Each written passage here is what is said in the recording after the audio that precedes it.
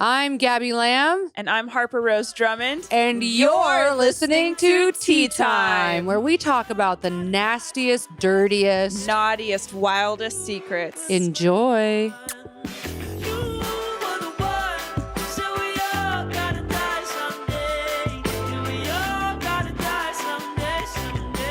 Hey guys. Subscribe to our Patreon. We have a Patreon. It's like $5 a month where you just get extra yummy, talky stories. And it's a little bit more loose. It's very loose. It's really fun. We play Truth or Dare on it. We do prank calls. We do prank phone calls. We read extra stories. And it's worth it. It's honestly, it's $5 a month. And if you can't afford that, well then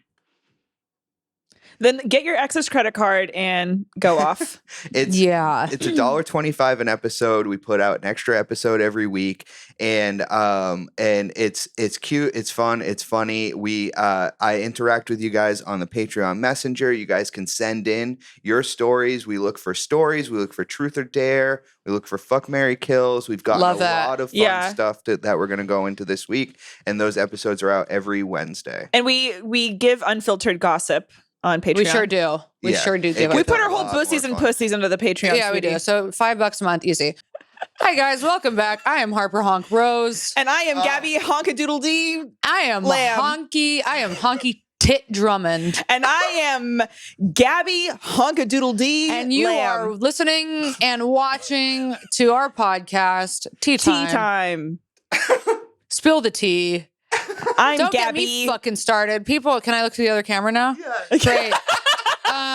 Gabby hates looking directly on at y'all. She really loves just looking in her own. I'm always so confused. And I hate because people sometimes they'll be like, what do you want me to bring you up on stage with? Like, what are your credits? And then I'll say Tea Time. And they'll be like, okay, spill the tea. And I'm like, that's not the name. Oh my God. When I tell people that, they'll just be like, there's a podcast and there's some tea there. And I'm like, all right, well, you could have just said anything. Okay. Am I looking at you with loving eyes, though? Yeah, now you are. Loving? Very loving. Well, yeah, loving. Okay, I need to be extra loving to my honk today. I upset my honk, and we won't get into it, but I'm just going to say I upset my honk yesterday, and I just want to make sure that I'm looking at you with loving eyes. Honk, you're looking at me with very loving eyes. Because I always, and you're not crazy, I always love my honk. And you don't ever have to question that. You guys, here's the thing. It's no surprise that Gabby and I, in addition to being honks, we are roommates. We are joined at the soulmates, if you will. Yeah, we are. Gabby and I are soulmates. I think that's fair to say. So I think Honk felt really sad because she thought that I didn't love her, and I really do so much. But here's what I don't love. Your fucking sweater being still. Is it still inside out? Yeah. Well, it's not inside out. It's your tag My is up tag's here. Out? Ew, silly honk. Are you wearing it backwards on purpose? Yeah, no, I didn't. I just because I got her all flustered. It's hard to tell. Yeah, I was so flustered. Okay, so Honky and I got into it. We won't get into it, but we will dip our toes into it. Honky and I got into a little argument last night. Just a couple of honks having a cute little quarrel. There was just a lot of me crying and a lot of Gabby looking at me blankly. I was really tired. Gabby was in a different zone. I was in a different zone. And I made a story in my head. I was like, well, Honk doesn't love me, and I'm a fool for thinking Honk loved me. And Which is just the wildest thing I've ever heard. And that was my trauma being triggered. Yeah. And then this morning, Honk said, I love my Honk. And I said, Honk, can we talk this through? Because we can't start this day having... And then I'm crying on the couch, blotting my makeup. And I'm like, no, let's go do the podcast. I'm good. But guess what? But my honk wasn't good. And I knew that. And I didn't want to keep crying because I didn't want you to get angry again. But I was like, but I have to talk to my honk. No, honk. And I'm working on my anger. And so this time around, instead of getting angry, I just got really sad. And I was like, well, I guess the new me just cries even more than the old me. But you want to know what? Yeah. The thing about us, honk, is that we're always going to make up. The thing about us is that, hey, and let this be a lesson to anybody in the world. When you really love people, you always find a way to make it work, even in your darkest of conversations. And also, even if you're hurt, you still need to look at what you do. If you're the hurt person in an argument, I always think it takes two to tango. Mm-hmm. And, I'm proud of myself for making certain strides, but I also think that I need to still work on my patience because I do go 0 to 60. And even though I didn't go you know, or 0 to 100, whatever the phrase is. 0 to 60 in 4.8 seconds. It's definitely Is 0 the to 100. phrase 0 to 60? So it's 0 to 100. I cars. don't know why I said 60. Well, when in Honk, a so that's the car, highest it goes. Yeah, that's the. how you know how good a car is how fast they go from 0 I to don't 60. drive. I don't ever want to talk I about don't cars know. ever again. Cars is the most boring. It's just, sorry, I Honk's got literally throwing up sorry, I the got more a vulnerable we get. granola stuck in my throat. What were we talking about? Cars so boring. Okay, moving on. Anyway, Okay, so I go Love 0 my to honk. 20, and it's honestly crazy. Honk goes 0 to 1 in 1 second. Lesson learned. There are two things I think in the world that you navigate from, and when it boils down to everything, it's love and fear. When you're living out of fear is when you are angry and resentful and hurt. But really, it just comes down to fear of rejection, fear of not being loved, fear of not being heard. Right? Yeah. And as that's someone the who is a core. hothead, I feel like 10 times out of 10, I'm being a hothead because it's because of fear. You said that exactly in the car, though. You're like, really, what it came down to, I was angry, but I was actually just sad. Yeah. Oh my God. I was totally sad because you know, I had just gotten back from a trip yesterday and I walk in and then, you know, Honk is in like a different zone, but usually we're like we have big energy when we see each other. And then that didn't happen. And I was like, oh, okay. So I was already feeling weird. And then we got into it. But you know what, Honk, here's the thing. Mm-hmm. At the end of the day, I fucking love my Honk. At the end of the day, I love my honk, and I can't ever change that, and I will never not. Put a gun to my head. I'm not going to fucking change it. Yeah, but when you're up in your room sad thinking I don't love you, you need to remember at the core of your very fucking being, every fiber of your body, that I would literally take a fucking train up my ass for you. If there was a train coming, swear to God, if there was a train coming and it was like, this is going to hit one of you, choose. I'd say, I'll fucking take the train for my honk. And I would.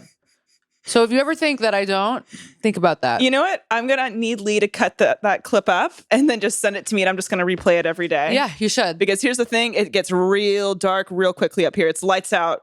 Yeah. 0 to 20 up Hey, here. hey, So lights. Hey, put me on that train track with my honk. Okay, Honk. You can hog tie me. Honk. Apple in your mouth. Apple in my mouth. That train is coming at me 600 miles an hour. Yeah. I say, Fast train. yeah, fast train. Way faster than I can go. Yeah, way fast. I only get up to about 20 to 60, but There it is. yeah. And they say, you got to choose real quick. I say, fuck, take me out. Let my honk live. And that's because my Honk has a big fucking heart. And I want, well, yesterday you couldn't tell that, but Here's I do. the thing. I kind of thought you were like the Grinch yesterday. And I said, who the fuck is this devil in my house? Yeah. And Honk said, I'm fucking moving out. Yeah, I told Honk this morning, I was like, you know what? I think I just need to move. This just isn't cute. She went But you there. wanna know- She went yeah. all the way there. Yeah. Oh, no. Here's the thing, Lee. I told you. Dark. 0 to like 35. Yeah. See, you know, I fucking just put it on And cruise control in a residential neighborhood. And Yeah. I fucking just cruise with my darkness. That's on Tracy Chapman, Fast Car. She went all the way. I'm gonna find this car. She went all the way, and I said, I said, I'm gonna just figure this out in the morning. I said, I love my oh, honk. you don't love me? Well, guess what, honey? It's gonna be Casper the Friendly Ghost up in this bitch because I'm fucking out. I said the Serenity Prayer before I went to bed, and I was like, you know what? Okay, that's so funny because I was saying it this morning. I was waking up and like trying to like work my program, being like, okay, don't try and control things. Okay, stop playing the victim. Calm down. And then I walk downstairs. Gabby goes, hey, are you okay? Just start crying. Yep, I'm all good. Welcome to tea time.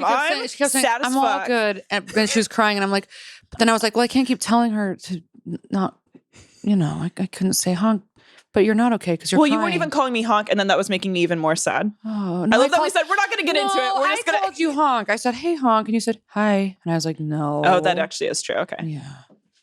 All right, we'll move on. So here's the thing, Lee. You are now synced up with Gabby and I, so I hope you enjoy the ride. The Yeah. wild ride, brother. And welcome back to another episode. I cut my hair this week, cut it Yes. all off. Lee, I can tell you don't like it because you didn't compliment it. Wow, Lee. Wow, you're always trying to keep us down. Yeah, he is. Because Lee didn't even want us to make up, I could tell. Because he's doing that thing where he's like, sorry, I only like women with long hair. Yeah, because you want to fuck a horse or whatever it is. Yeah. Yep. Yeah. Yep. Got him. You got me. Yeah. You would rather top a steed than look at a woman with short hair. Also, just Yeah. not top You a steed. fucking would rather mount a fucking galloping beauty than fucking no. I do like it. You've been wanting to. You wanted to in the first place. Well, when I you cut didn't. it I didn't first request time. the bangs this short. The but, bangs are pretty short, but here's the thing. Your hair grows fast as hell. You look really fucking cool. You look edgy. It's edgy. It's kind of like a little bowl cut, but it'll grow. No, it looks really fucking cool. It's giving like Joan Jett vibes. It's in. Yeah. Mm-hmm. Okay. You look fucking badass. And Lee, if you can't see that, I'll fucking gouge out my eyes. Yeah.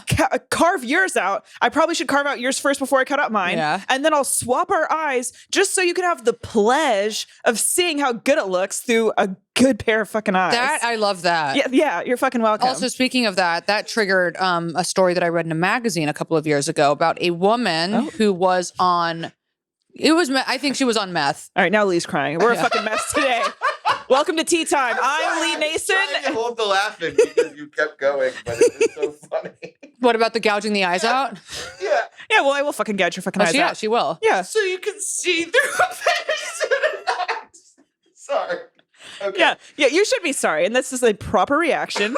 And today's episode, it's about addiction, but it's more about personal growth. But it's about personal growth. And Lee's saying sorry. I want everyone in their lives to say sorry. Yeah. Lee's addicted to, I don't know, porn. You're addicted to crying. And I'm addicted to, well, a lot of things. But speaking of addiction, this story was about a woman who was, I think she was on meth. It was either meth or crack or some shit. Mm-hmm. But her whole story was about how she had gotten so deep into her addiction that she thought the Lord was telling her that she needed to sacrifice her eyes. So she gouged out her eyes with her fingers, gouged out her eyeballs with her fingers. This story was in People magazine. And now she's blind and doesn't have any eyes because she gouged them out on meth. And then she got sober. Lee, don't worry. I would wash my hands before I did it to you.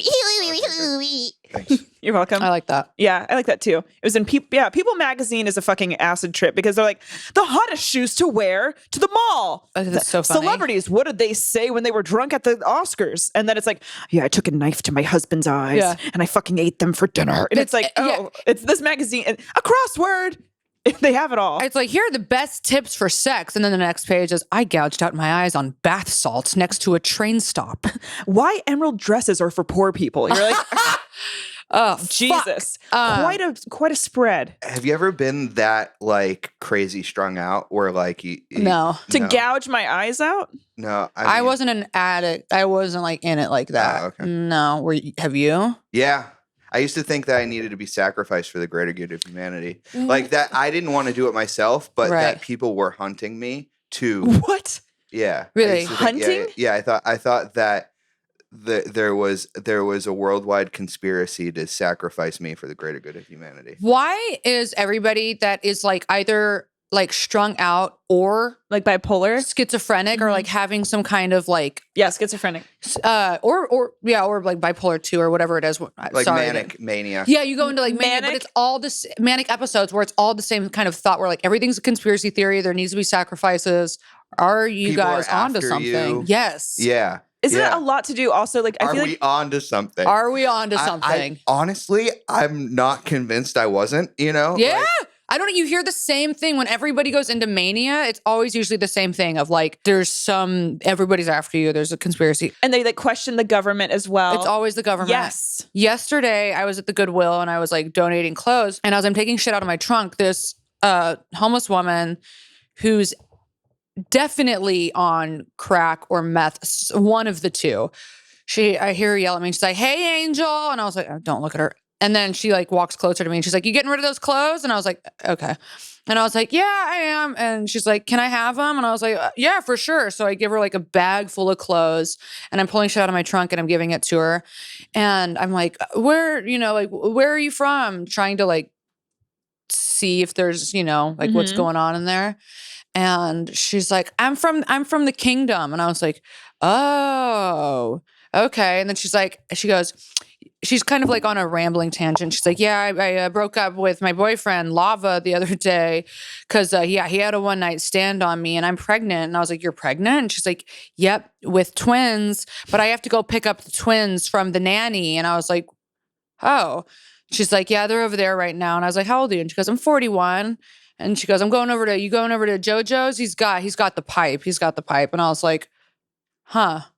And she just kind of was going on and on about the kingdom. And I love how she immediately brought you into her world. Like there was no question of No. like, oh no, she knows exactly what I'm talking about. Of course. She kept talking You'd have to be a at fucking me. fool to not know about the kingdom. Yeah. Yeah, exactly. The kingdom. And I wish that I'd had my phone on me because I would have recorded it. Not to like put this woman on blast or anything, but just because I think that these conversations are like, they're like kind of fascinating. And I was like trying to, like I was looking for the humanity in her because there is, Of course there's humanity, but also like the problem, I hate that argument. The way we treat homeless people in this society is fucking disgusting. But I think that, so many people are like, oh, they're just drunks and this and that. And it's like, okay, did you know that most homeless people actually have mental disabilities? And so like when you're putting these people out onto the street, like, yes, they're going to get into drugs, into this. And like, they're not healthy. They're not capable of like, Well, and then addiction just fuels the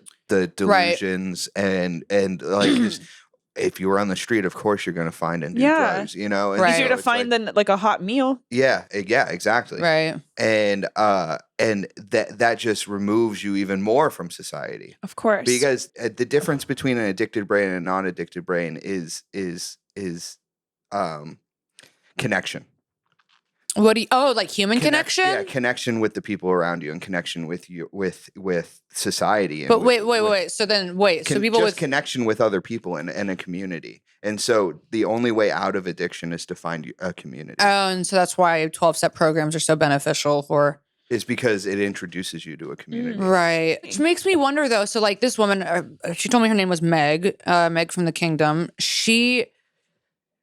Would you think that somebody who was that far removed and like gone at that point, could she be like reintroduced to society? I think with rehabilitation, it's not going to be a quick turnaround. Right. But to an extent, I do. I really do think that there's hope for everyone. And if you are severely mentally ill, like, there are places for, but again, it's like then you like need to have money for, which is also so sad because it's like every single thing they just really are milking you. Right. Yeah. But if they were put on, if they were diagnosed, well, in downtown, they're turning that abandoned Sears building, the old Sears building, into a shelter, like a massive homeless shelter. Yeah. But there's going to be all these, I was reading about it, there's going to be all these restrictions, but it's just really sad because you go take a walk down Skid Row, you can this is just in downtown LA, you will literally walk by dead bodies in the street. And there's like just the streets are overrun. Oh God, with I've never seen that. Homeless people. I made a wrong turn down there one time and it was unforgettable. And it was a wrong turn indeed. And I was like, let me get down here. No, it was it was hideous. Where you were planning to move yesterday. When you and I go, you know what, honk, catch me on Skid Row. I wonder though, like for a woman who is that far gone, what their rehabilitation would look like, and if they ever got there, what kind of person is she? Like who is in that person? Maybe she needs and also she would need to be she would need to go see numerous, because also here's the thing, doctors. It's not just mental stuff. These people also can develop homeless people can develop flesh-eating viruses and shit from being around all that. We live in such a populated, there's millions of people here. There's so much filth. Right. And people are just walking around in that and eating things out of the trash. Like, bitch. And that can affect your mental stability as well. Yes. Totally. Yeah, when you're out on the streets long enough. And you're not being nourished properly. Yeah. They say that's that so true. The argument of some people just want to be out here. It's like living on the streets, but with a little bit of rehabilitation and reintroduction into just connection with other people, not necessarily society as in spending money and earning money, but just reintroduction to personal relationships. Mm-hmm. I feel like that is the start of bringing somebody like that back down to. Right. There was a YouTube video my brother showed me one time of this homeless. He'd been homeless for 16 years, and someone was interviewing. I'll try and find it, but someone had asked what the worst part of being homeless was, and he said being lonely. He was like, it's not starving. It's not. He's like, and believe me, there's weeks at a time where you just are starved. And he was like, it's not starvation. It's not being cold. It's not the bathroom. It's not the dirt. He was like, it's people treating me like I don't exist, or I'm just I'm less than nothing. Right. And he was like, because you start to internalize that and you're like, oh, I am worthless. I am nothing. Well, then what about, I guess we kind of just talked about this, but these homeless people are also in communities of other houseless homeless people. Is that not sufficient for like overcoming loneliness, or is it because everybody is kind of I think it can be means like it can be a temporary filler in some right? cases, especially when some people Excuse find me. like a strong attachment to one other person.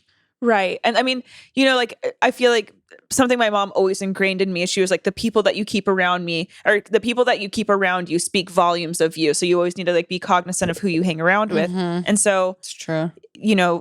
I hang out with my fucking honk. I hang out with Lee, I'm gonna gouge your eyes out. Okay, but so anyways, but I think that when you are hanging out with people that and not saying every homeless person does this, but just in the communities there are a lot of there's a lot of negativity. Obviously, there's mental illness and Right. like drug use and like to such an alarming level. How are you supposed to like kind of like climb out of that when that is your community? You're right. It's like Yeah. a cesspool. Yeah. Almost. Yeah. So just to bring it to a level that maybe more people can relate to, it would be like your only friend is like one is like just a hater and is just negative on person, everything yeah. and just like looks around as jealous and hates everything they see and looks down Right. and puts people down around them. Mhm. And that's the only person that you communicate with. And I think that there's a lot of people out there that are in that kind of relationship, that their best friend and their only friend. And it could be circumstantial. Like it could be that they're in a place where there just isn't that many people around, but they're Right. stuck in this loop of negativity. I think that that's a relatable and something that people wouldn't necessarily think to be like, oh, this is negatively affecting my life. Right. It's interesting too that you say that this guy said that like loneliness was the number one like worst factor of being homeless, because I feel like that's also really relatable on like a human level, like outside of being homeless. I think a lot of people can identify with feeling really lonely. And a lot of people start turning to drugs and alcohol Right. when they do feel, it's like, I feel like that's when we engage in self-harm, is when we feel like at a very, like at our low point. Yeah, I that's think true. Yeah. addictions in general, people turn toward compulsive behavior just Yeah. to fill that loneliness hole. Totally. And I mean, we were kind of joking about it, but it is kind of true. My addiction is kind of sadness and feeling, and like it comes down to feeling alone. and feeling alone. And that's literally what like what the program that I'm in is like working on. Cause I Right. immediately obviously it didn't feel good to be sad. And I love you more than anything. And so I didn't like being in a fight with you. Right. But the sick part of me, because it's familiar, yes. it did feel in like a sick, perverted way. It felt good to feel that sad. Because it validated your core feeling of feeling like rejected and alone, of being like, oh, Yes. good, another person has exposed themselves to me as being like a person that I can't have in my life. That I can't trust. Right. And like, so it validates your internal, Yes. like your core loneliness. mhm. That's wild. That's like when it breaks down to, again, like there's like you either like come from love or fear, Mhm. and when you're in scarcity, you're in fear. And when you're in love, you're in compassion and blah, blah, blah. But a lot of us, I think the core is loneliness. And you're either in connection or addiction. Yeah. Wow. And then and again, like you can be addicted to feeling sad, being addicted to your own narrative, being like my mom is somebody who's, she's addicted to a lot of things, but she's absolutely addicted to like self-pity and her own sadness. Oh, yeah. It's hard to see that. And when, as an adult now growing up, like looking back at like, that's the voice that I grew up with. It's like, oh, fuck. Like that's a hard thing to like navigate as a child. It's hard. And especially, and yeah, it is. It's really hard, especially like when that is your example. Growing up for for self-love and so then like you grow up and then you have to it's so hard because like your brain creates these patterns, right? Science alert. And then you neuroscience have to, alert. NPR, that's who's a right, neurologist.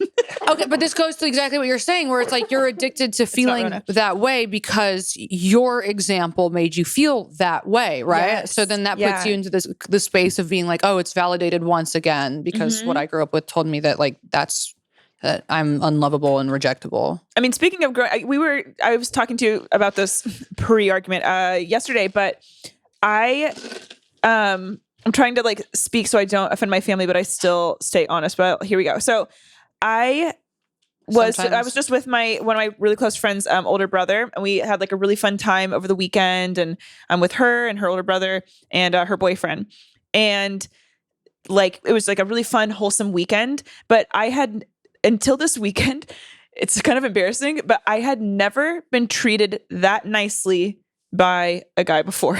And he was just like her older brother, just doing just regular things. Yeah. But, and like for my friend, it's just completely normal to her. But for me, I was like, it was like kind of almost making me uncomfortable because I wasn't used to, and I had to kind of like wrestle with that. I'm like, why am I feeling so anxious and tense and on edge? And it was just simply because he was just being, as he fucking should be, just really nice. And which is unfamiliar. It was so unfamiliar. And like my friend and I, we like went for a walk. She's like, I can tell you feel anxious. What's wrong? And I kind of started talking to her, and she was like, honey, she was like, no wonder you can't like, experience this with people that you date, because you don't even know what to experience. You don't, right. Because I've never had that before. Yeah. And it was just, it was a really beautiful trip. I'm really happy I went on it, because not only was it like, just fun, but I also, because I always like talk about like wanting to raise my standards, but I truly didn't even like know how to, because I didn't like. Right. It's because like you don't know what you don't know. Yeah. That makes sense. Like when you're set a certain example, that's what you come to expect from people. And so when people like exceed that expectation, you're like caught off guard and you're like, this doesn't feel right. I don't understand this. Right. And because it doesn't feel right, your body is like, oh, it's unfamiliar, it's bad. But it's like, no, it just simply is that. It's unfamiliar. Right. Right. And it's how can you raise your standards for yourself, for the people around, for your life, if you don't even know what to look for? Right. You're like, well, I'm dating someone who doesn't hit me, and so I guess that's a step up. And it's like the bar, someone has said this, it's not like original, but the bar is in hell. The bar is in hell, and a lot of us live in fucking hell. Because a lot of us are raised in hell by hell. So okay, cute, love and light. So, okay, today we're doing addiction stories, like we said. We could get into our, you know what? Let's just get into other people's stories. Yeah. You started first last week, right? I think I did. Okay, so I'll go into this one. Okay, honky. Is that okay? Yeah. Here we go, guys. Count me in on a 1 and a 2 and a 1, 2, 3, 4. SLAA, bipolar friend, and an ex meth addict. Yeah, so we are cold reading these stories. We didn't have a lot of time this week, so usually we proofread separately these emails, but this week we didn't. So we're raw dogging the emails. We're raw dogging the emails. We're going to be just as surprised as you guys are with these. Okay, so like I said, SLAA, bipolar friend, and an ex meth addict. Love it already. Put that on my epitaph. Okay, love you guys. This is a story that is happening right now. Love that even more. The three main characters are me, my ex, and my friend. We are all sex and love addicts. My friend and my ex have only been to a few SLAA meetings, but I'm doing the full program, sponsor steps, etc. Good for you. This shit's so hard. I'm halfway through step 4. I was doing all right. Biggest hiccup in my recovery was I've gone back to adult education, and there is an ex-meth addict in my class who keeps flirting with me, and I'm a bit obsessed with him. He's hot, but I haven't tried to pursue him for obvious reasons. SLAA, bottom line, sobriety. We are in class together, and his meth history, present recovery. Okay. Back to the main point of the story. My friend is bipolar, currently having a manic episode in the hospital. I once told her I wouldn't care if she fucked my ex. I was being honest. He and I broke up 3 years ago, and I have no romantic feelings for him. So a few days ago, my friend messages me on Insta and starts telling me she is dating my ex, the friend that's bipolar okay. I'm in shock because when I said I wouldn't mind them hooking up, I didn't mean I'd be chill with them starting a relationship. He's one of my best friends, and she has decided I'm the villain in this story and has been talking shit about me to all of her friends and my ex. I spoke to my ex on the phone, and he told me that she had told him all this stuff about my history, including details about my sex life in my most recent relationship. Also, the time her and I had a threesome and she liked the guy, but he dated me for a month after, and how upset that made her. What the fuck? So basically, 2 years ago, I did date 2 people who my friend had hooked up with first. I don't know where the fuck I am in the story, but okay. I'm on acid. She slept with them 1 or 2 times. She said she didn't care when I dated them. And now years later in her manic episode, she is saying she did care and is telling everyone, including my ex, about those situations, which I now know were me acting out in sex and love addiction. Okay. This is happening right at the time I'm more sober than I have ever been, and this is how my addiction has come back to bite me in the arse. My friend is not only dating my ex, but sharing my dirty laundry and breaking my SLAA and anonymity. I fucking hate that word. It's been a head fuck, and I'm fucking sad. Addiction is fucked. Thanks for reading. Woo. Thank you for sharing your story. Thank you for sharing your story. We started Thank off you, I hear hot. Thank you. I hear that. Time. Thank you. That's a little AA lingo. 12-step lingo. Element in your ass. I loved. You came in hot with the beginning, and then I got real lost with the fucking. He said, she said, the 2 boyfriends, exes. Okay. So this is my understanding. Okay, and keep in mind, I am mentally ill. Okay, no. So from what I heard, okay, so they're all addicts. She's in SLAA, like she's like fucking like pushing SLAA, like hardcore. She's in SLAA. Yeah. Her ex dude and her ex friend like kind of dipped their toes in. They said, we're gonna do each other instead of the program. I was like, okay. So they were both in the program. Yeah, like they like went to a few meetings. At least she was. Yeah, the girl. She's the girl. They went to a few meetings and they said nah, and they're with each other. Now they're with each other. And she was like, well, I said you could hook up with him. Number one, you already lost me there. But also, yeah, I mean, it's like you can't. I get it. I get that it's like a bummer that she's dating your ex now. But when you give her the pass, I mean, you know. No, that's bizarre. Hey, listen, wouldn't love it if my friends started fucking my exes. Yeah, no. Okay, I was going to ask your ex. I was like, I don't know if I'm not trying to be offensive. I just truly don't know about it. But I'm like, is it a sex addict thing that you just don't care if people are like fucking your... That's why I was like, Gabby, what is it like? But you're saying that you wouldn't like it. Well, I wouldn't like it, but I think like with sex and love addicts, that logic when you start fucking somebody goes out the door. So I personally wouldn't like that, but then I could also see myself being the friend that fucks the ex because it would just like because addiction overpowers logic. Oh, addiction overpowers logic. Okay. Yeah. Okay. In these so that's cases. helping me understand because when I'm hearing this, I'm like, cannot compute. I do not understand. Yeah. I don't know. Everybody's fucked up in this. And I mean that in the most kind way. With Love and Light, that whole story from top to bottom was but then you're in adult classes with a meth addict. So where does the meth addict come into play? Yeah, I think that storyline just completely dropped out. Okay, so she just likes a meth guy. That was just her current situation of struggling with her own sobriety. A girl with your own sobriety, don't get involved with a meth addict. You know that. Yeah, honey, okay. No. All right, well, move on to the next one. Love and Light, girl. That sucks.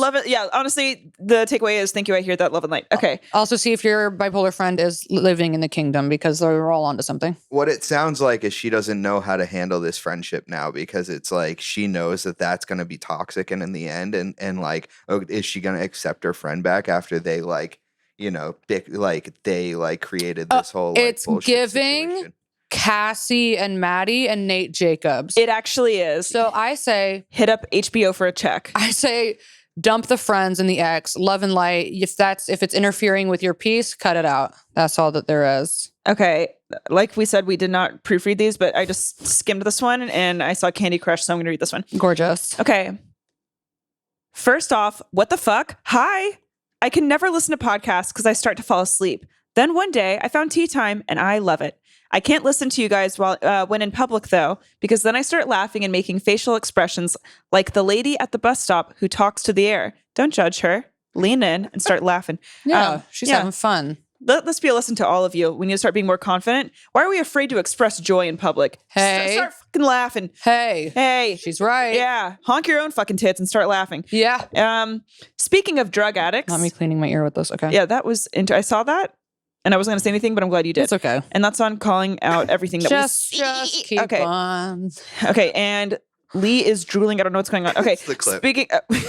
Speaking of drug addicts, before I got sober a couple years ago, I was really into Adderall and Candy Crush.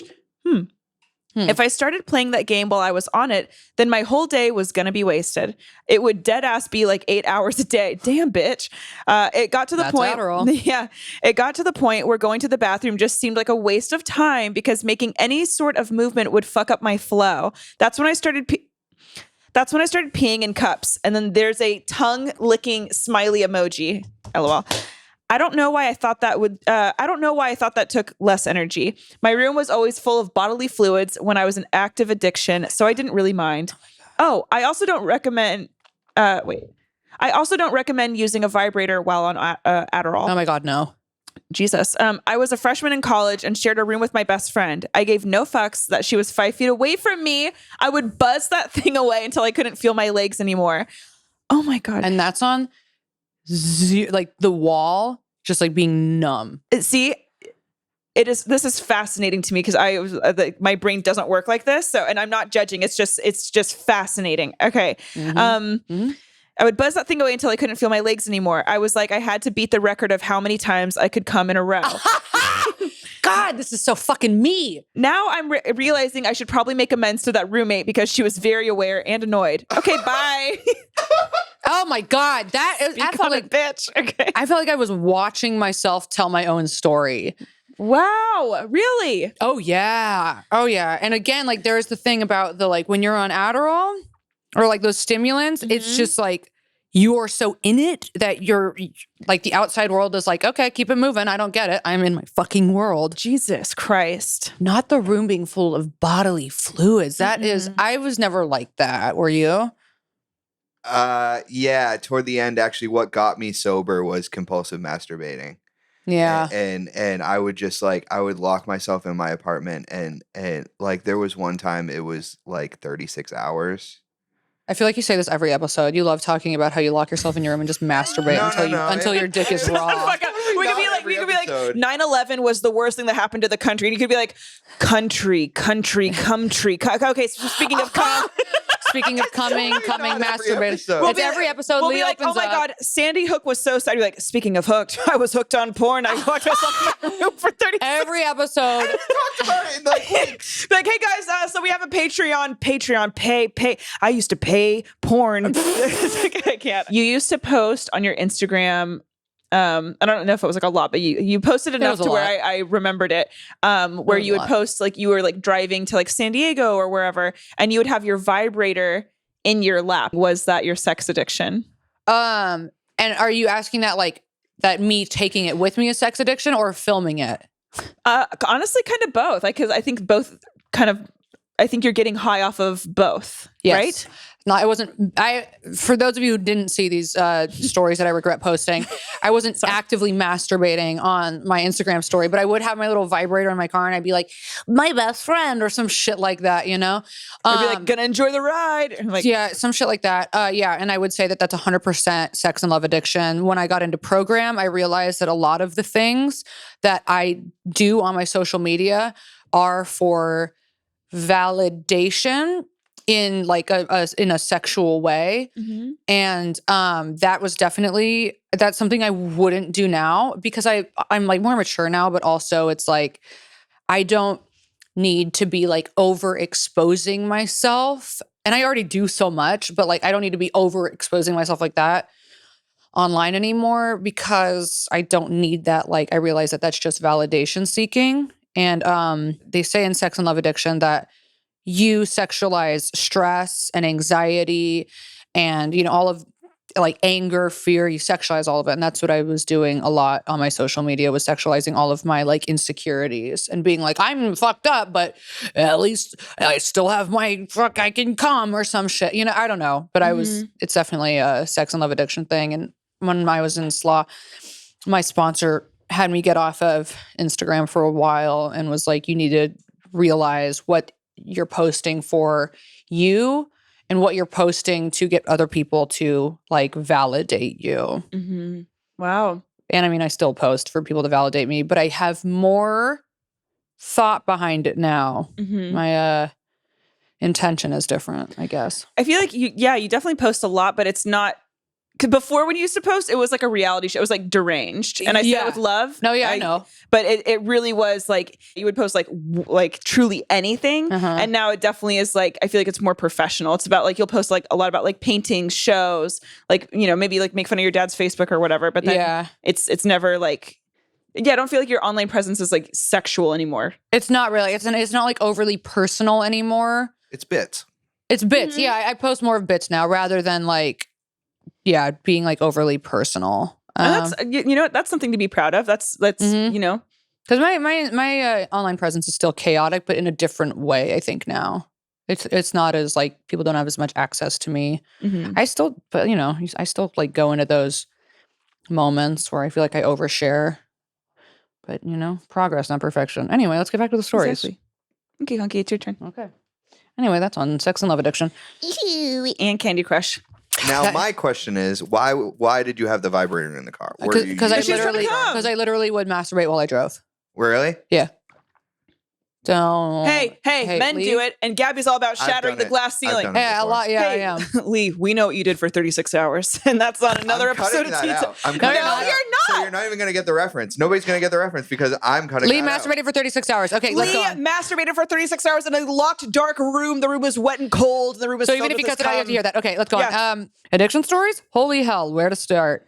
I'll preface by saying a few things. Firstly, happy, maybe belated birthday by the time you read this to Harper. Honk. We love a Pisces. Yeah, we do.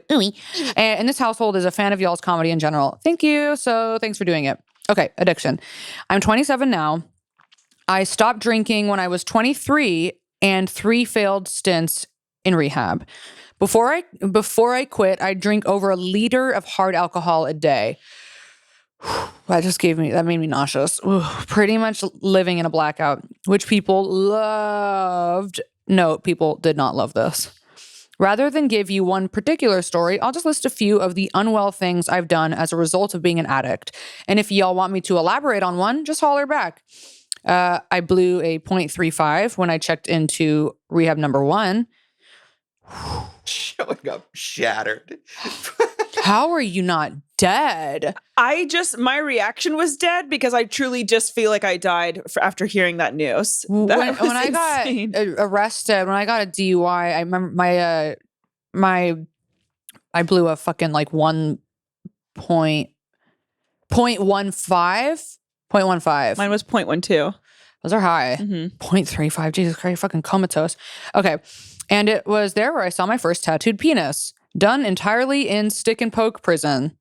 Oh. Yeah, that's a style. Yeah, you did. Prison style? Yeah, that's a style of what? Like a style of tattoo. Yeah, I know that, Lee. A style that Lee would jerk off to for 36 hours in his apartment. Stick and poke is, Lee.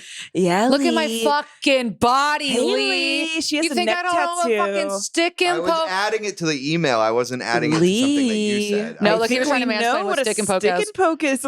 Okay. Lee's about to hit me in the head with a hammer. Okay, so it's done entirely in stick and poke in prison.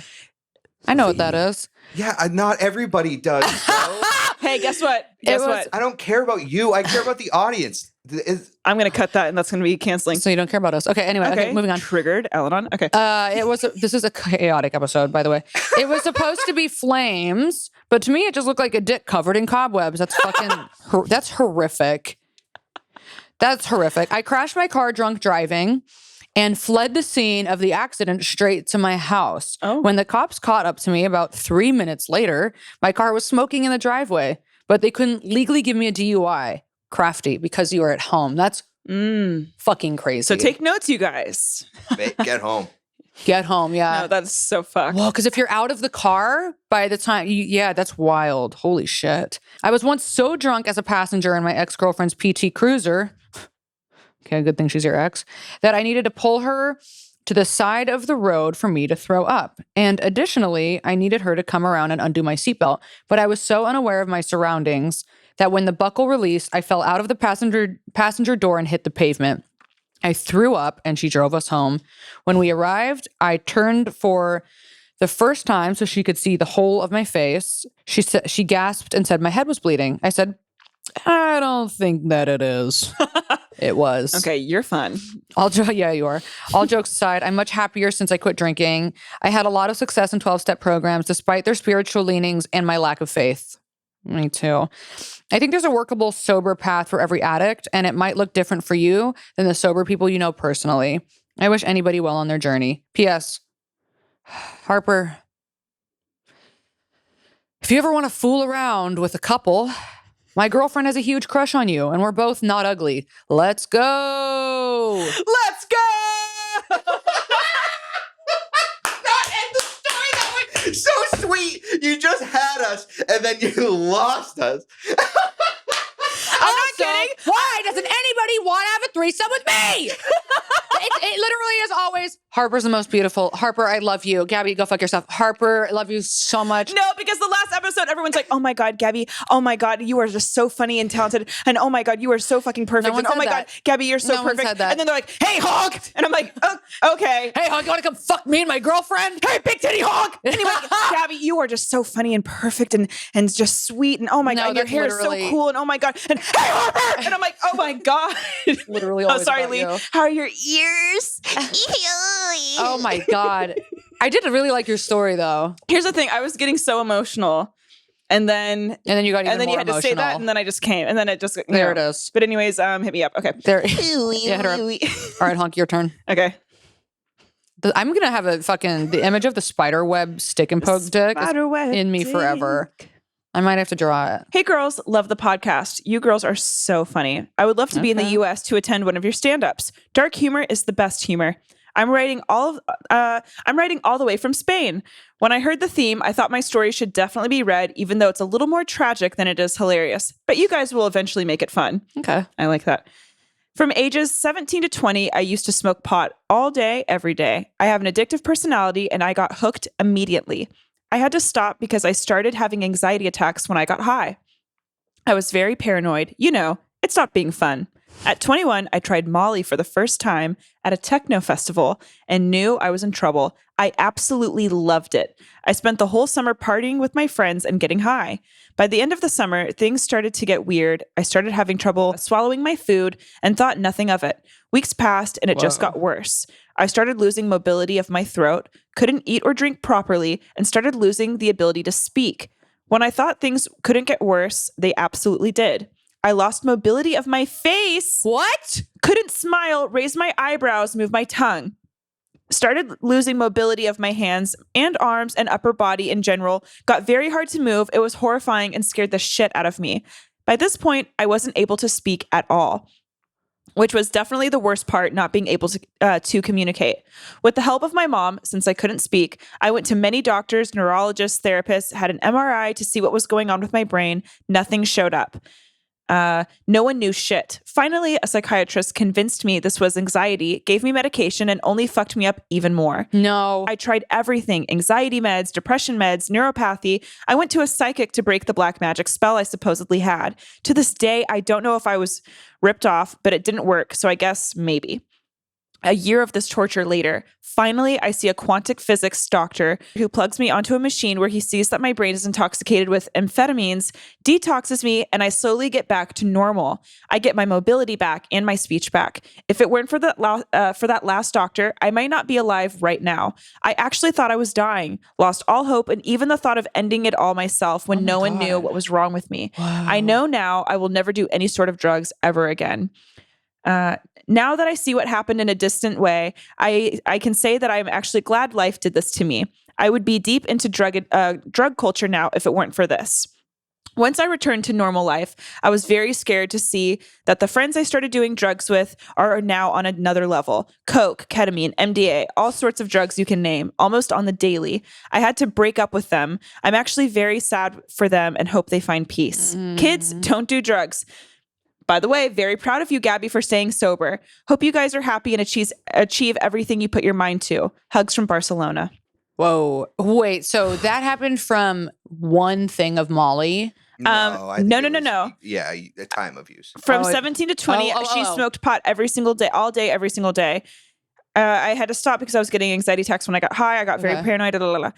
At 21, I tried Molly for the first time at a techno festival, and I knew I was in trouble. I absolutely loved it. I spent the whole summer partying with friends and getting high by the end of summer. Okay. So for 3 months, she basically did what I did in beginning of March 2020. And was quarantine. doing Molly all the time. All the time. By the way, worst come down ever.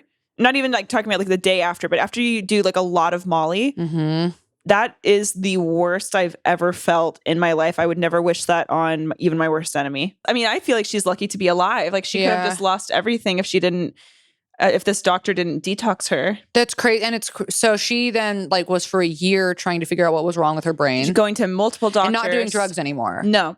She stopped. That's from what it looks like. Yeah, she stopped doing drugs. And also, obviously, there's many parts that are far more alarming in your story, and I'm so happy you're okay. But I feel like I hear this all the time, and I always get shit on for this, but you fucking can be addicted to smoking weed. I'm so fucking tired of everyone 100%. I am so I have fucking had it with people telling me that, you can't be addicted to it. Yes, you literally, fucking one of my can. friends called me the other day, and he's like, I literally think I'm addicted to smoking weed, and I'm really embarrassed.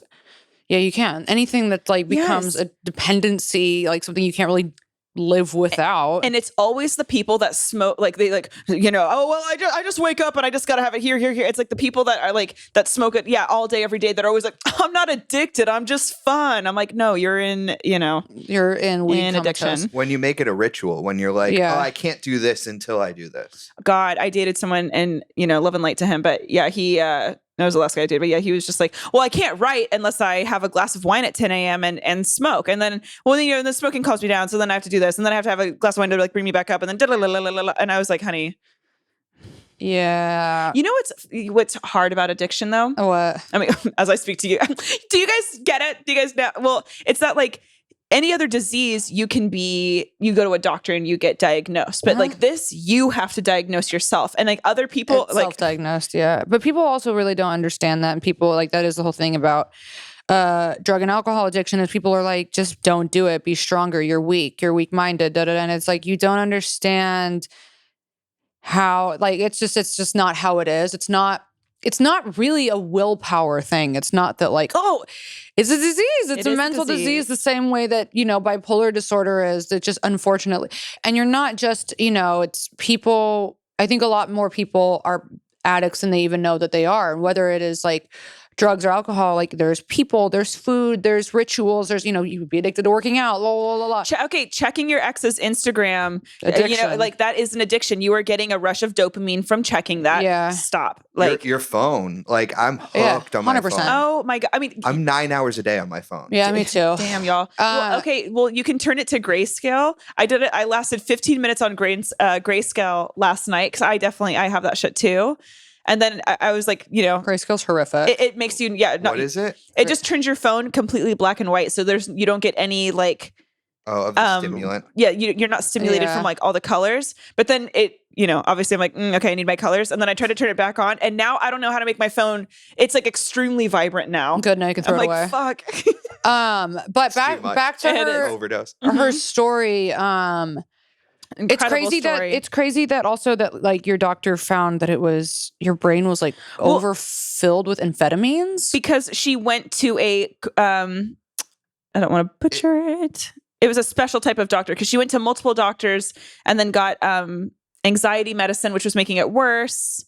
That's so fucking goddamn crazy that you couldn't speak and like. So what? You had to been like what in like a wheelchair? Can't walk? I thought she was paralyzed. Yeah, paralyzed. Well, I thought it was her arm. I guess it was her arms. I thought it was her. Really? I thought it was her legs too. Oh, really? Mm-hmm. No, it was like everything. It was almost like having a stroke. Like just like she couldn't move from overuse of Molly. It sounds like it like broke something. It like broke a connection that like had to be like rehabilitated. Oh God, our brains are also different and fragile. Also, just so we can move on. That's the spiderweb dick. That's the spiderweb dick. You did that really quick. Yeah, you did that really quick, and it looks really good. It does look really good. It's a stick and poke dick. It looks really good. I think I'm gonna get it done. On what? As a tattoo or on your dick? On my dick. Gorgeous. I really love that. Okay, this one's long. Okay. So again, haven't proofread it. Don't know what's about to happen. I just want to preface this email by stating that you guys read my virginity story last week, and I was super honored to hear it this morning on the podcast. And I had in no way intentionally And I in no way intentionally want to be greedy, so I don't expect you guys to read this. Well, we're already doing it. But since you're filming a little early this week, perhaps you might make the cut. Oh, well, here it goes. So I've struggled with addiction and stuff my whole life, but I really just want to speak on my alcoholism in the pandemic because that is when a lot of things surfaced. Prior to 2020, I was just a new mom trying to convince my baby daddy to get hitched and creating a beautiful little home together. And my partner doesn't drink. Home together. My partner doesn't drink. He got a DUI several years ago and is very much proud of his sobriety. I would have an occasional cocktail if I were at a wedding or a bridal shower or something. But other than that, there was never booze in the house. And it wasn't something I prioritized on a daily, weekly, or even monthly basis. However, during the beginning of the pandemic, when everyone was sending the stupid Instagram stories where they would tag you going, see a sip, take a sip. God, remember that? Mm-hmm. When everybody was taking shots and tagging people? Yes. Oh God. There was like so many like challenges. It's like, my God. Let's numb this. Early quarantine. What a time. Oh God. Fuck. That's so crazy. It literally got me so excited. And I didn't have any alcohol. And I remember going to Target with my homemade mask because I literally had no idea how serious this whole thing was or how long it would last. And I got 2 bottles of wine and it lasted me about a week. I just really wanted something legitimate to toast people with via Instagram. Then things got more intense. And by the end of April, we were fully locked down and depressed. And I was watching this girl's live DJ set every night while I would sip rosé on my toilet in my bathroom. And it was really depressing because I knew basically everyone else was doing the same thing. The pandemic sparked so much addiction. Okay, so as things started to open back up, and people started to enjoy the last part of 2020, I had so many valid reasons to go out and everybody seemed to be on the same wavelength in terms of partying. So I passed as being a completely normal drinker. I started drinking White Claw in spite of the fact that I was making fun of people drinking White Claw because it was so trendy, but so damn delicious. I never had White Claw. I got sober and then I've never had it. You're not missing out on anything. Okay. At first, White Claw and wine was enough, but it's crazy how quickly my tolerance built up and how I was soon getting little mini bottles of Jose Cuervo from the 5-Star Market down the street from my house. I would literally walk my toddler there in his stroller and make a fun trip out of it. And it became my favorite thing. I would drink 3/4 of a can and then fill the rest with silver tequila and sip it like it was just a can of White Claw. Anyway, my dad died at the very end of 2020. And as you can imagine, that really sent me into a spiral and I started drinking every night and pissing myself because I would be smoking cigarettes in the garage and not managed to get to the bathroom in time. It was so embarrassing because I'm a mom and here I am acting like some frat boy.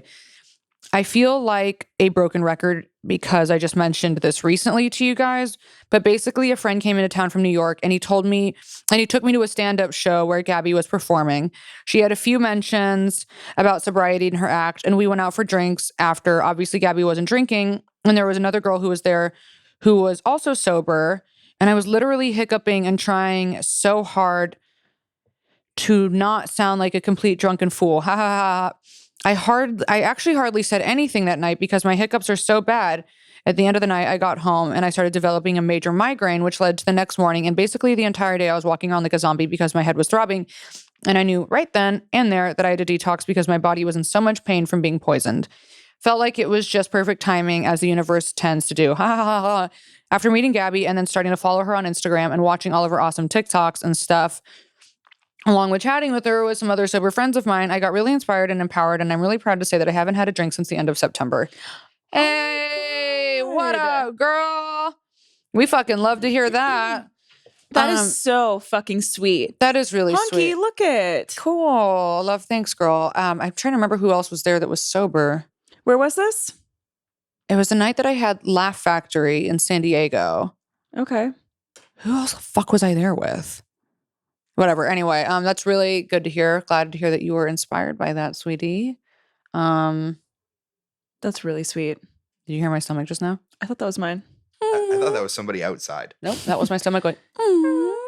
Yeah, crazy how alcoholism kind of creeps up on you in those little ways. Mm-hmm. And everybody at the beginning of the pandemic just went fucking. We Also, all we went didn't off. know how long it was going to fucking last. Like, It's gnarly that you got sober, like right. I got sober literally like a month before the fucking pandemic, and everybody was just like getting wasted at home, like having fun, I guess, but also being scared. Remember that whole, we were all just like, all right, fuck it. Guess I'll drink all day and fucking. Guess I'll drink all day. God, I was doing acid and Molly every single week and drinking every single day. And I was just kind of like, it doesn't matter. It's like summer. What are we doing? Like, yeah. And then all of a sudden months and months go by and then you're like, huh. God, I remember like, fuck, dude. Yeah, I was so recently sober, and then I was like I texted my ex who hates me, and I was like, I know that things are really weird in the world right now, but I just want to say, like, I hope you're well, and I and then he never wrote me back, and I was like, all right, cool, I'll go fuck myself because the world is ending. And that was it. And then I dated your ex's best friend, and then he dumped me over text. Funny how it all works. So I can't believe that happened. All right, on to the next one, Honk. Congrats on your sobriety. Congrats on sobriety. Honey. That's really fucking sweet. Hey, girlies. Hope y'all have had a honking great week. It's been a week. We have been kind of going through it. So I'll keep this short and simple because there's not much to it. I'm 23 and I've been using uppers in various forms since my teen years, and especially since about 19. I started dating my current fiance, okay, girl, my current fiance about 3.5 years ago, 4 years in May, and he has a prescription for a type of Adderall that you can crush up and snort. Well, we stopped buying blow because our dealer was trying to hook up with me and got awkward about the whole situation when he realized I was taken and stopped answering us. So instead, we'd crush up the Addy and snort that. It's hilarious because I have ADHD anyway, but my parents suck, so I never got treated for it. So now that I'm older, it kind of helps me. But I can't drive on it because I get hyper-focused and try to correct every little thing while driving.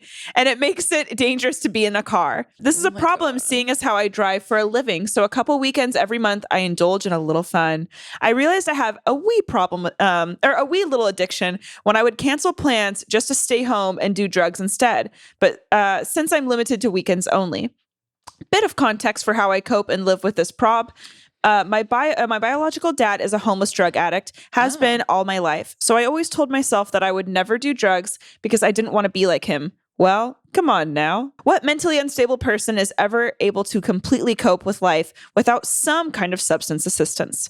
So I always limit myself and cut myself off to keep in my lane when it comes to using. Anyway, yeah, I'm a functioning alcoholic outside of a script time, and I've been a functioning addict for about 3 years now. Also, LOL, sorry, this isn't as short and sweet as I intended. Love you too, honks. I actually really enjoyed that story. I did too. It's funny because like now I realize that this episode maybe isn't super funny and sounds more of like a 12-step meeting, because this is basically what you do in meetings. You just share your stories. Yeah, I kind of knew it wasn't going to be funny, but I'm okay with that because here's the thing. It's great. We pop our fucking pussies for y'all every fucking week. Yeah, so we sometimes do. the bitches need to take a fucking little ha-ha break and just read our fucking little stories. Hearing the stories about we've had actually like a lot of like kind of amphetamine ones today. Mm-hmm. Yeah, it's a lot of up-a-doodle-a-doozers. So Adderall was kind of your thing. I never crushed it up or anything. I was prescribed Adderall in high school, and I would take it daily. I didn't realize it was a thing. Like, I didn't realize it was like a fun thing. It was just like, oh, I got prescribed this because I can't fucking sit still or get anything done, and I fail all of my classes and so I got prescribed Adderall, and I took it for a few years, realized it was really intense and would make me like not functional in like social settings. Whereas you can really I love her thing of like driving, but like not being able to drive because she's so hyper-focused. That you can't drive. I've noticed that with a lot of things when I take stimulants is you can't do certain things because you're so like have a fucking conversation in a lot of ways because you're so hyper-focused on like getting to like the part of one thing. And it's interesting to hear these stories about amphetamine use because that shit is fucking super addictive. Then I was prescribed Vyvanse, which I liked more because it's like a time release and not like Adderall gives you like the up and then the crash. I was never on Adderall, but yeah, I was telling you earlier, I was on Vyvanse in high school, and it gave me the worst relationship with food and just kind of the worst relationship with myself. It was, I felt like a shell, and like, I was focused, but I was so depressed. So then I just didn't tell my parents. I stopped taking it, and then I just started selling it. Yeah. God, and that's on Sorry for Poisoning the Youth. It's, it's a crazy drug. And I have been trying to get I've been trying to get my psychiatrist to prescribe it to me because I am selling a lot of art now and like working on a lot of art. And it's really difficult for me to sit down and get anything done, you know? And so I've been asking my psychiatrist to prescribe it to me. And she's like, I don't feel comfortable doing that given your history of addiction. And I was like kind of begging her. And I'm like, come on. Like, you can monitor my use because I don't take it daily. You know, I'll take it like when I need to get work done. And she's like, I'm going to have to like probably refer you to an ADHD specialist because I just morally like don't feel right doing that.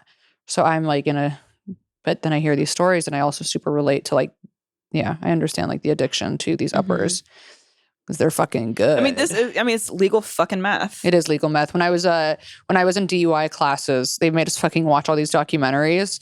And one of the documentaries was just about Adderall and the guy that created Adderall. And it was like about how it was like this revolutionary drug, but then this guy just like ended up figuring out that he was just on meth, like this, scientist. And it was funny in the documentary, everybody who had been like these pro athletes that had been addicted to it. Nobody really said anything bad about it. They were just like, yeah, man, it just kind of, it was just really intense for a couple years. And it was kind of dead emotionally. And now I'm off. It is. It just, it's numbing you. Like, you're like a worker bee. You're just like, okay. Yeah. But even worker bees. I was on it for years too. And what was your relationship with high it? School. Really? Adderall? Yeah. I was prescribed in high school. I was prescribed 40 milligrams a day. Wow. Yeah. And I was prescribed, it was 10 milligrams to get out the door because I literally couldn't leave for school. So I had to take an instant to get to school, and then a 30 milligram XR to get me through the day. And I took it for a couple years, and I mean, it was crazy. And then I stopped, or I kind of took it on and off in high school, and then I just sold it in college. Yeah, because you get to a point where you're like, man, this is too intense for me now. It takes a fucking toll on you. It started giving me panic attacks. And when I was in school, so I went to school for audio engineering, and I would do mixing, and my projects in school would be like mixing music. And I started to notice that when my mixes were almost done and I started to get things level in reality, it would give me a panic attack. Yeah, and it was really weird where like, okay, like it was super hyper focused until I got to the end, and then the end would spin me out. Wow. Yeah, and so then I like stopped taking it, but that's when I started picking up with hallucinogens and that whole train. Yeah. Well, what's interesting about like prescribing it to children, because even if you're in high school, you aren't a child, instead of like, bullying our brains to like fit a certain system. I'm going to sound hippie-ish here, but I'm like, I feel like we should be changing the system to work with different styled brains. 100%. 100%. I mean, it's heartbreaking because like so many people, that's like that is your first kind of taste, getting hooked on something. You're getting hooked on, you're poisoning. Especially, I think it's abusive to prescribe it to like 5-year-olds. My mom fought 100%. it for a long time. They tried to prescribe it to me as a child. No. And she was like, no, until I was in high school and I was a teenager. Yeah, you can't give kids Adderall. It's so fucked. But yeah, no, like what you said, we need to be changing the systems in which we need to be redoing the education system. I mean, you should learn. I mean, I don't know if this is too progressive, but so I grew up in the South. I grew up in North Carolina, and our health classes were a fucking joke. Yeah, I think almost anywhere it is. But like, even though like religion is supposed to be kept out of schools, it fucking wasn't. Yeah. And my family wasn't religious. I talked about this on the last episode, but like I had religious trauma from that and blah, blah, blah. But I feel like we should learn about addiction. You were saying this the other day that like they should teach 12 steps in school because it's just like this is Gabby's words, but it was just really good. It's good life advice. It's good tools to use Just like, like in our little argument that we got into, it's like I think both of us kind of actually used certain parts of the 12 steps to come back to being sweet little honkies. Yeah, I think that Why did I have to sound like an idiot right at the end of that? No, you didn't honk. I think that this, like, the education system would benefit so much from implementing like a 12-step program. I think that they should put more of an emphasis on like psychology, human behavior, serving better food. Also, like, you're eating like nutrition, whole milk, and like a slab of uncooked bread with some like unmelted mozzarella. Loading these kids up with fucking like yoo-hoos and bitch, we would be lucky if we had a yoo-hoo. Sugar. Even carbs is sugar in your body. It's like you're just loading these kids up on sugar and stimulants. It's fucking crazy. So crazy. And then it's like, sit still. Yeah. Sit still. And that is a form of child abuse as well, because you're setting the child up to fail, and then you're getting, and also a lot of these teachers have fucking anger issues, and then you're just like berating the children. And also, because we like to think of our childhood, sorry, I'm really tapping into my scientist mode. But we really love to think of our childhood as like a separate part of our lives, and like, oh, well, that happened during that period, and now this is, but it's all connected. Yeah, it is all connected for sure. Yeah, I don't know. The education system needs to be fucking completely redone. I think, we just try to Band-Aid over kids by prescribing them stimulants. And I don't know. It's like, it's all fucking like. Oh, and then you don't pay these fucking people who are supposed to have patience. It's like when you don't make money at work, you don't have patience for that fucking job. How many of us have worked a minimum wage and just not given a fuck? And then it's like, instead you have the public schools in this country. It's something else. It is something else.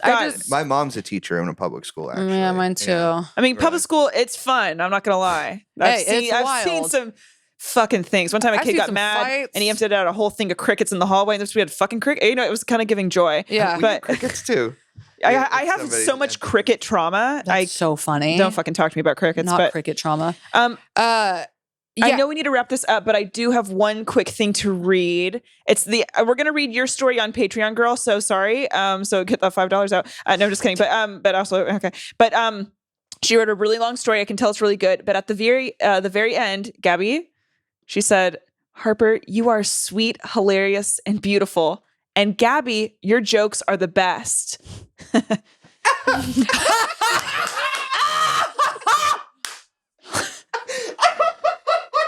Oh.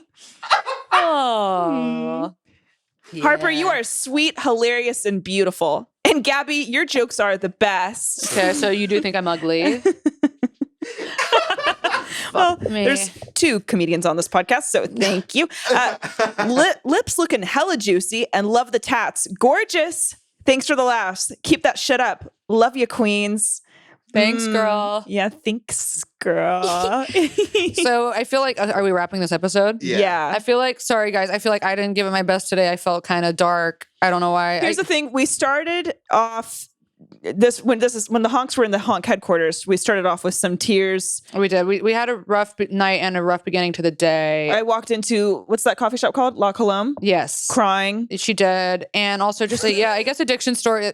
Also the fact that we didn't like proofread these before we got into them. I don't know. But here's the thing. It's like, I thought it was fine. Really? I think you're being hard on yourself. I think you are being hard because, that's my addictive fucking brain telling me that I'm a piece of shit. No, Hunky, you're not. Okay, here's the thing. It's like, we weren't like fucking goofing off. But no one wrote in with bulimia, so there was nothing to like make fun of today. And all of this really hits home with all of us. And I think that the people that listen to the show relate to us in that way. Because here's the thing. Everyone in their fucking life has been affected by either with their own addiction or with someone who, wait, what am I trying to, either everyone in the in the fucking world either has addiction or has been affected by someone with addiction. Absolutely. And so I think it's, whether you recognize it or not, right. Addiction is it's a demon, it's a bitch. And I don't know. I feel like, I mean, even though this episode wasn't super goofy, I think that I don't think we need to be goofy every episode. I don't think we do. I don't think we need to be fucking honking our fucking clown nose. I think it was fun and funny and a good listen. And also I think it was tender. Yeah. All right. Well, and if you don't fucking like our podcast, then go hit up my ex because you guys have a lot in common. Well, fight me for saying that it wasn't. Wait, Hunk, he has a little cat toy. He's trying to get your attention. Needle. Okay, so as you guys learned today, Lee did masturbate for 36 hours locked in a room. Yes. If you like that, just let alone that. It's cut. Okay, it's not, because I will splice it back in We on will my keep own. saying it. Yeah. Yeah, no, it's actually, I'm going to cut you, so fuck off. And now Lee is the new enemy, and that's on Gabby and I making up. Been an enemy. And do not ever talk to me again. And and I am gouging out Lee's eyes as I'm speaking. Just tell a friend, tell your sponsor. You know what? Bring up this podcast in a fucking meeting. Go to a meeting. Yeah, bring it up in a meeting. Also, forgot to mention that I would say, addicted to filler and tattoos. That's a thing. You get addicted to body modification. Well, it's fucking working for you, sweetie. I am you. addicted to crying, and that's about it. So got to really work on that one. But also, that's why my skin is always so shiny, because I'm always crying. That's true. Tell a friend, subscribe on Patreon, and that's it. Send us your emails. You can email us at teatimestories42069@gmail.com. Yeah, please email us there. And Gabby and I will be at the Yard Theater April 2nd at 9:30 p.m. Yeah, that's over here in LA. And I will also be at Treasure Island, whatever, with Felipe Esparza this month, I think on the 18th. And then The 25th through the 27th, you're going to be in Texas. 24th through the 26th, I will be Yes. in Houston, the Houston Improv. Because I was going to have my birthday party then, and then I have to do it the weekend after because my little hunky is going to be out of town. And if my hunky's at my birthday, I'll kill myself. Honk show at the Yard Theater in LA. Yeah. Yeah, April you can. 2nd. And Lee hates our stand-up, so he will not be at any You of will our not be shows. out there. Love and light. at the all shows. of them. And that is actually correct. Come murder me there. And thank you. Good night.